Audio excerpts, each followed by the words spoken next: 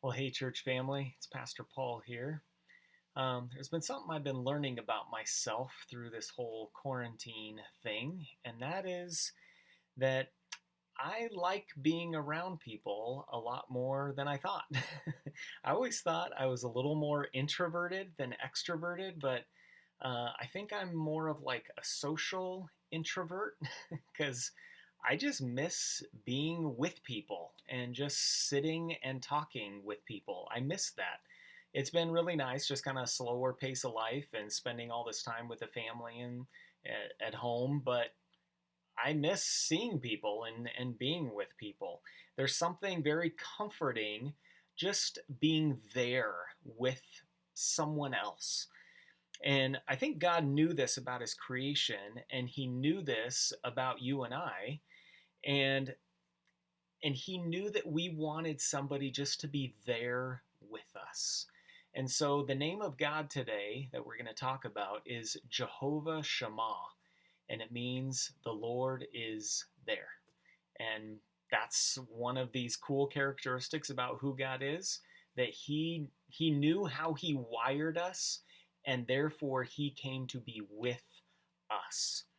In the Old Testament, in Exodus 13, talks about when the Israelites were wandering in the wilderness for 40 years. And what did God do? He could have just given them a map and say, here you go, find your way through it. But he didn't just leave them on their own.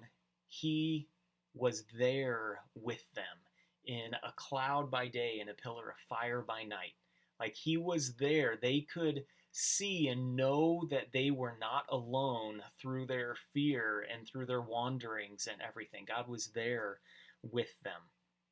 And when they came out of the wilderness, God reminded them again in Joshua 1:9. He says, have I not commanded you? Be strong and courageous. Do not be frightened and do not be dismayed, for the Lord your God is with you wherever you go. The same promise carries through, right? And if you're a child of God, we have the same promise today. He is there with us. He's Jehovah Shammah. And I think we know this conceptually. I know this in my head, but I forget it a lot. And so I want to read Psalm 139.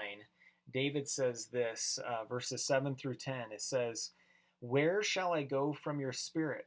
Or where shall I flee from your presence? If I ascend to heaven, you're there. If I make my bed in Sheol, you are there.